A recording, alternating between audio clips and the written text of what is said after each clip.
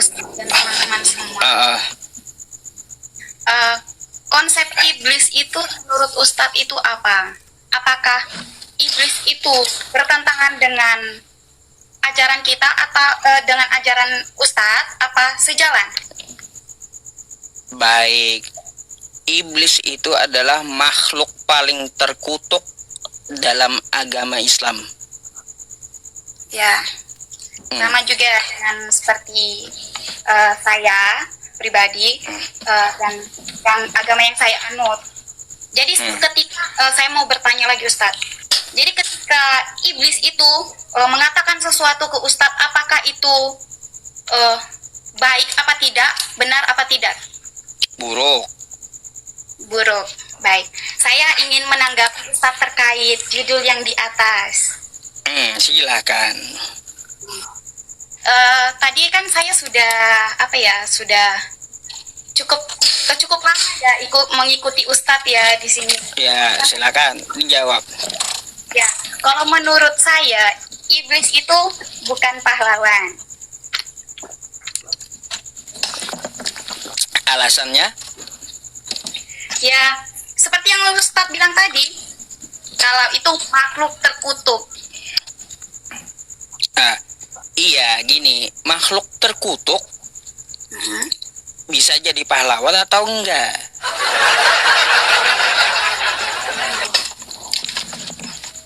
Kan gitu. Ya, menurut saya tidak. Seperti yang sudah disampaikan pada Yohanes 3 ayat 16, karena begitu besar kasih Allah akan dunia ini, sehingga ia mengaruniakan anaknya yang tunggal, supaya Mbak. setiap orang percaya padanya tidak binasa. Mbak, kan tertulis di kitab Anda kayak gitu. Ya, Iblis merencanakan bisikan kepada Yudas Iskariot untuk mengkhianati Yesus. Nah, di sini ada andil rencana dari iblis. ya. Apakah iblis ini adalah pahlawan bagi penebusan dosa di tiang salib?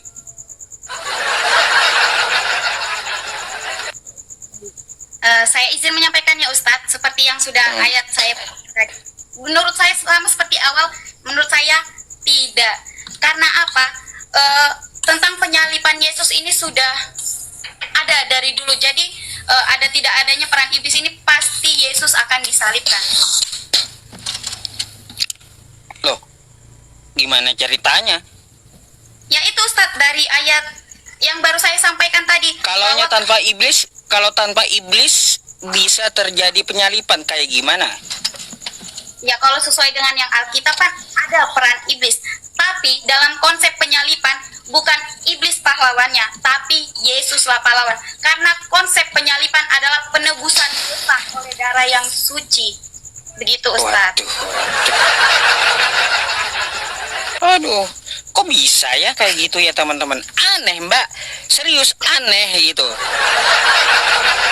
Padahal ini adalah apa ya?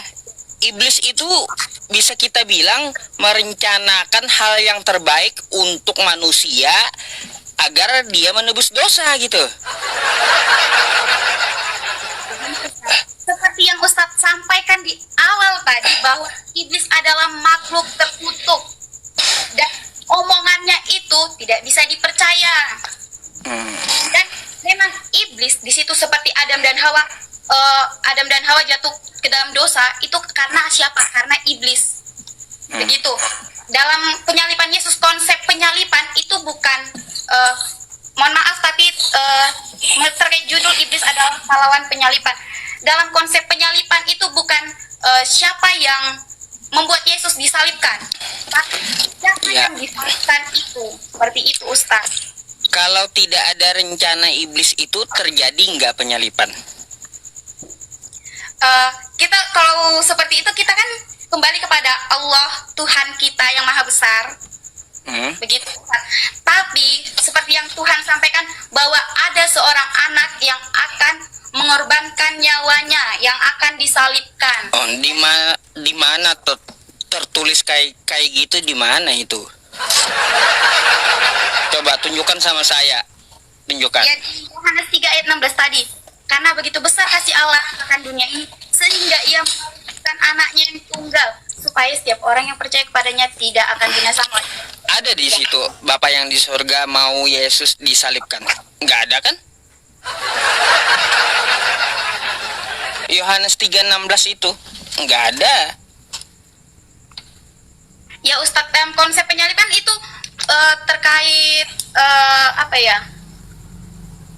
Saya waktu itu sempat berbincang juga dengan teman-teman saya bahwa ada juga nanti apa ya?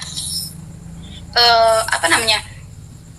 Yang penebus dosa itu seperti di agama Yahudi. Cuman bedanya di Yahudi itu kan mereka tidak mempercayai bahwa penyelamat itu adalah Yesus. Mereka masih menanti-nanti adanya masih menantikan penyelamat. Sementara di Kristen, Protestan dan Katolik itu percaya dengan adanya penyaliban Yesus, bahwa yang diminta untuk mintai apa? Anak Allah yang turun itu adalah Yesus. Aduh, kemana-mana ya. Iya teman-teman, ini gara-gara netizennya rekomendasi judul ini, kepala saya jadi sakit seminggu ini. Puyeng saya dengar jelasin mereka ya, penjelasan mereka itu bikin saya puyeng teman-teman. Kenapa sih ya penonton ini malah menyuruh mengangkat tema ini? Kepala saya sakit, kepala saya. Mbak, gini aja dah, kesimpulannya kayak gimana? Apakah Yesus iblis itu berjasa atau tidak? Bukan berjasa, tapi ada peran iblis dalam penyaliban Yesus. Bukan berarti iblis ada pahlawan. Teman-teman kita perlu apa ya? Menekankan bahwa pahlawan. Sementara dalam konsep penyaliban itu adalah penebusan dosa. Sekarang pertanyaan, apakah iblis yang disalibkan? Yang enggak lah. Nah, Kan itu rencana. Iblis itu bukan pahlawan. Bukan pahlawan. Oke. Kalau status Yudasnya? Status Yudas di situ kan sebagai orang, status Yudas itu kan memang sudah Yesus sudah meramalkan seperti pada ayat apa ya? Ada pada ayat yang pada Matius 26 ayat 21, Markus 14 ayat 18, kemudian Yohanes 13 ayat 21 itu mengatakan bahwa di sana ada seorang yang akan mengkhianatinya di antara 12 murid Yesus. Aduh. Gimana Yudas? Statusnya apa? Jadi Yudas itu statusnya sebagai pengkhianat. Pengkhianat juga. Waduh, kok bisa ya teman-temannya?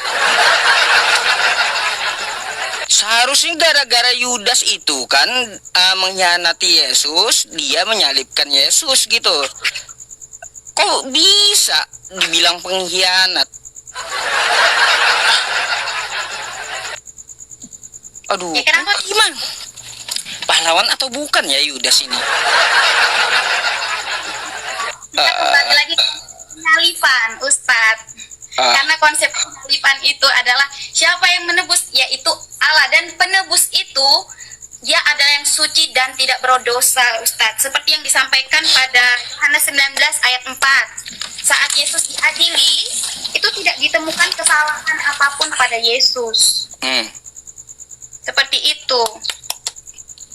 Aduh, puyeng teman-teman. Gimana status iblis ini ya? Mbak, coba saya tanya satu. Jika iblis tidak membisikkan sesuatu ke Yudas, terjadi nggak penyaliban? Ustadz, sekarang begini, kita emang bisa berpikir bagaimana tentang Allah kita berpikir? Bukan, saya gini ya, yang saya tanyakan, tanpa bisikan iblis bisa nggak terjadi penyaliban? kalau pada saat itu Ustadz, kalau menurut saya tidak. Tunggu dulu Ustadz. Tidak bisa. Iya, iya. Karena kenapa? Karena pada saat itu tapi ada tragedi penyalipan itu, penebusan dosa itu pasti akan terjadi. Waduh, waduh, waduh. Kayak gimana, adakah ya tanpa rencana iblis bisa terjadi penyalipan? Mungkin ada nubuatan atau Yesus udah tahu lalu menyerahkan diri atau kayak gimana gitu. Saat ini kita tidak bisa memprediksi apa yang Tuhan pikirkan, apa yang Tuhan kehendaki. Karena Tuhan sudah berkehendak, pasti akan terjadi.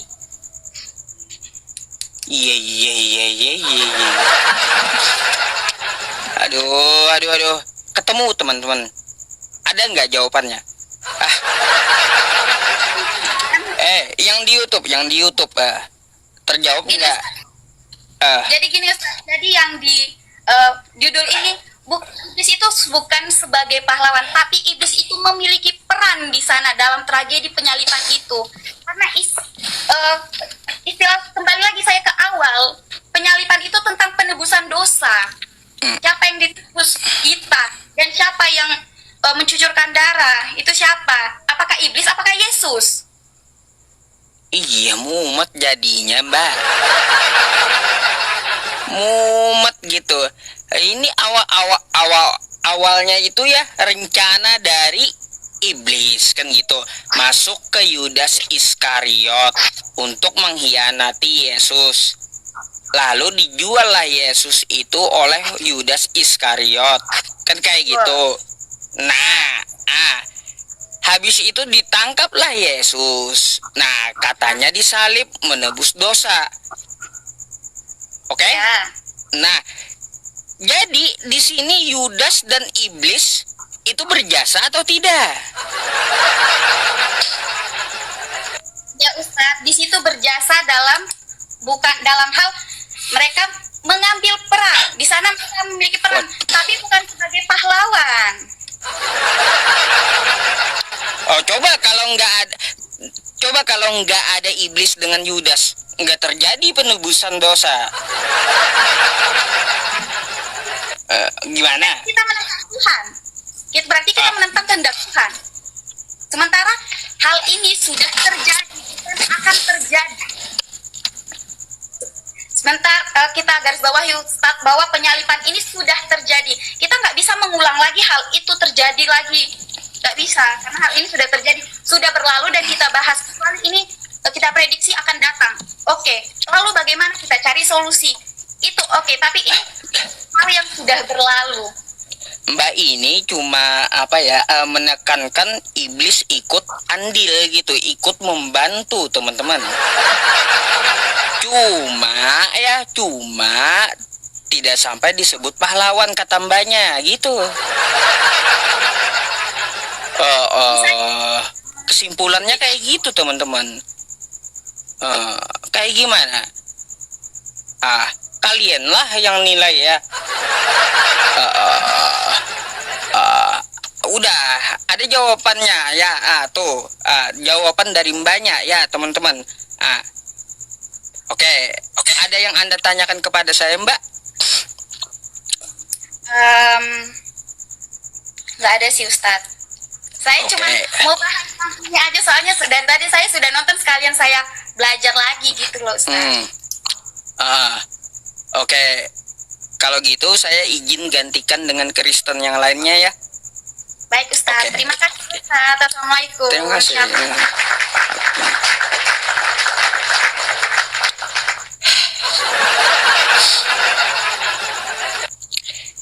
Ini ya bikin puyeng nih teman-teman netizen ini. Aduh. Iya, heran saya kenapa. Sahabat YouTube, mohon dukung terus channel ini untuk membantu penyebaran dakwah para apologet Islam guna membentengi akidah umat Islam.